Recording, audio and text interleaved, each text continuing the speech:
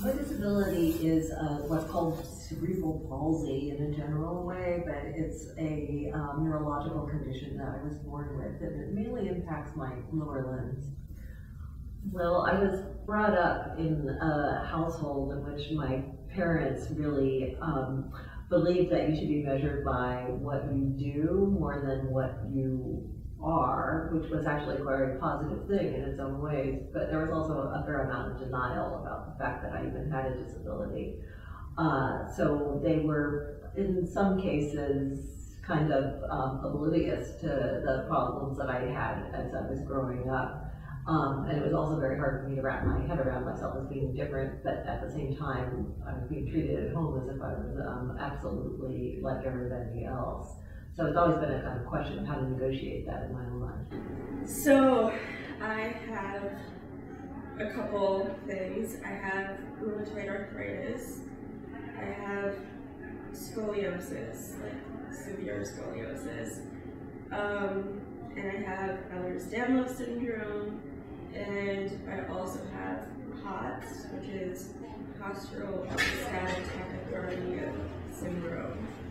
Well, I wasn't diagnosed with the Ehlers-Danlos or the POTS until recently, but growing up I did have the arthritis and the scoliosis, and it was stressful. Yeah, I mean, I was always in a lot of pain. I was always very sick because my medications lower my immune system. And I was just very aware that I wasn't like other kids.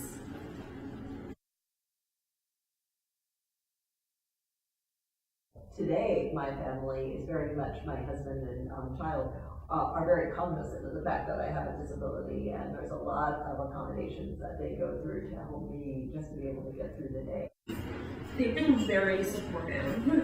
My mom is a nurse, so she has taken care of all of my medical needs pretty much my entire life.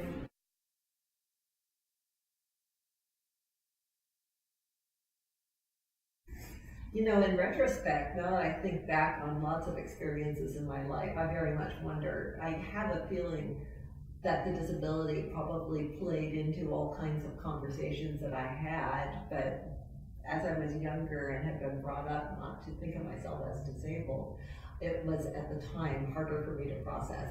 For example, I can remember once where I applied for a job as an undergraduate in the library at UCSB, Santa Barbara. And I remember going in and talking with the director, and we had a nice conversation, but I remember looking down at the form and seeing her write in, even though we had not discussed it at all, she wrote in something about my disability, something like walks with a limp and has trouble doing something or other. And at the time, it made me feel ashamed in some ways because I had this problem and she had noticed it. But I never processed that as any explanation why I actually never got a job there. But the fact that it was in their official records, but that she had not mentioned it to me makes me wonder now in retrospect. That was a hard blow when I did not get that job, because I really wanted to be a student worker in the library, and it never would have occurred to me I would have any problem doing the work. But because we never had an open conversation about it, I'll never know for sure. I have a feeling that things have come up in other like because I look able-bodied, I just get a lot of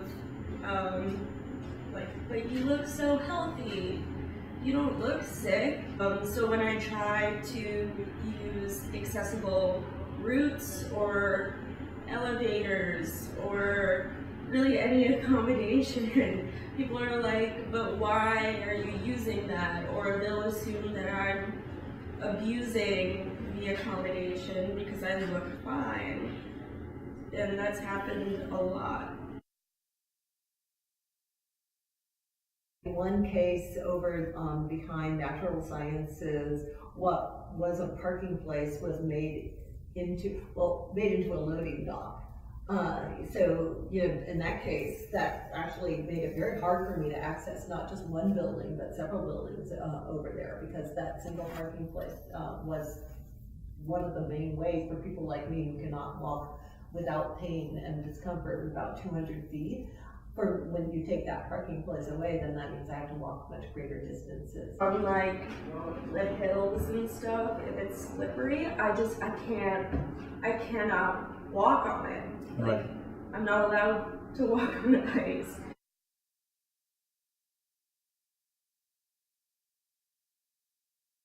To my mind,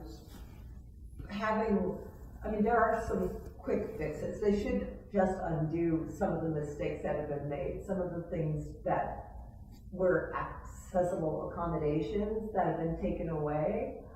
I would suggest, just to begin with, to reinstate them, to rethink the closing of certain parking places that are still there now, but for some reason are now relabeled. It would be easy to just get rid of those priority parking signs, for example, which should be labeled as disabled parking, which is not effective.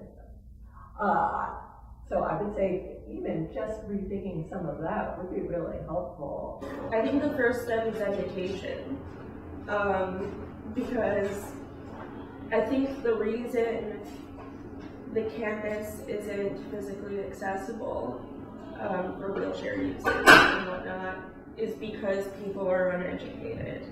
And if they were educated about the importance of it, and the importance of it, then I think they would try a lot harder to ensure that the campus is accessible. Instead, the pattern I tend to see is that students like us come in and, we fight for what we need and they give it to us, but they don't fix the larger issue.